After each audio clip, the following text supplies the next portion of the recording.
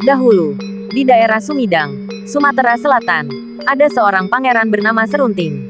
Ia adalah anak keturunan raksasa yang namanya Putri Tenggang. Suatu hari, Pangeran Serunting mempersunting seorang gadis desa bernama Siti. Setelah menikah, ia mengajak istrinya untuk tinggal di istana. Namun, Siti bingung. Di satu sisi, ia tidak ingin berpisah dengan adik laki-lakinya yang bernama Arya Tebing. Tapi di sisi lain ia harus patuh pada suaminya. Dinda tidak tahu harus berbuat apa lagi. Kanda, Dinda tidak tega jika harus meninggalkan Arya Tebing. Adik Dinda satu-satunya, kata Siti kepada suaminya. Kalau begitu, bagaimana jika Arya Tebing kita ajak untuk tinggal bersama di istana? Usul Pangeran Serunting. Siti pun menerima saran tersebut. Namun, ketika hal itu disampaikan kepada Arya Tebing, adiknya itu justru menolak. Ia lebih senang hidup bebas di desa daripada tinggal di istana yang penuh dengan aturan. Akhirnya, Siti dan Arya Tebing bermufakat untuk membagi dua kebun warisan dari orang tua mereka. Kebun yang menjadi bagian Siti secara tidak langsung juga sudah menjadi milik Pangeran Serunting. Agar tidak terjadi perselisihan di antara mereka, Pangeran Serunting pun menyarankan agar kebun mereka diberi pembatas. Lebih baik di tengah-tengah ladang itu diberi pembatas agar kelak tidak terjadi perselisihan di antara kita, ujar Pangeran Serunting. Saran yang bagus, Kanda, kata Arya Tebing.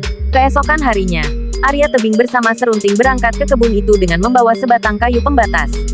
Setiba di sana, kayu pembatas itu mereka tanam dalam-dalam di tengah ladang. Beberapa hari kemudian, pada kayu pembatas itu tumbuh tanaman cendawan atau jamur. Namun, cendawan yang tumbuh pada batang kayu itu jauh berbeda. Cendawan yang mengarah ke kebun Serunting hanya cendawan biasa, sedangkan cendawan yang mengarah ke kebun Arya Tebing berupa cendawan emas. Arya Tebing pun menjual cendawan emas tersebut dan ia menjadi kaya raya. Rupanya, Serunting iri hati melihat nasib baik dialami oleh adik iparnya itu. Suatu hari, Serunting mendatangi Arya Tebing yang sedang memetik jamur emas di ladangnya. Ia sudah tidak kuat menahan perasaan iri yang menyelimuti hatinya. Hai, Arya Tebing, apa yang kau lakukan terhadap tanaman cendawanku? Tanya Pangeran Serunting. Apa maksud? Kanda, aku tidak melakukan apa-apa terhadap cendawan Kanda, jawab Arya Tebing dengan heran. Ah, bohong kamu, pasti kamu telah berbuat curang kepadaku, tuduh Pangeran Serunting. Engkau telah membalik kayu pembatas itu sehingga cendawan emas itu mengarah ke ladangmu. Arya Tebing semakin bingung dengan tuduhan yang ditujukan kepadanya. Ia merasa tidak pernah membalik kayu pembatas itu. Cendawan emas itu tumbuh dengan sendirinya. Meskipun ia sudah meminta maaf dan menjelaskan keadaan yang sebenarnya, Pangeran Serunting tidak mau terima. Bahkan, ia menantang Arya Tebing untuk berkelahi. Hai, Arya Tebing, kamu tidak usah banyak alasan. Jika kamu berani, lawan aku. Aku menantangmu, tantang Pangeran Serunting. Arya Tebing bingung untuk menjawab tantangan itu. Ia menyadari bahwa dirinya akan mungkin mampu menghadapi kakak iparnya Sakti Mandraguna itu. Tapi, jika ia menolak tantangan itu, Pangeran Serunting pasti akan membunuhnya.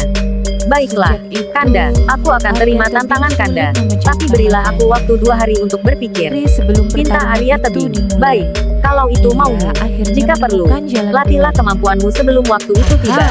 Seru Pangeran Serunting dengan nada melecehkan. Sejak itu, Arya Tebing sulit memejamkan matanya. Ia bingung mencari cara agar bisa mengalahkan Pangeran Serunting. Sehari sebelum pertarungan itu dimulai, ia akhirnya menemukan jalan keluarnya.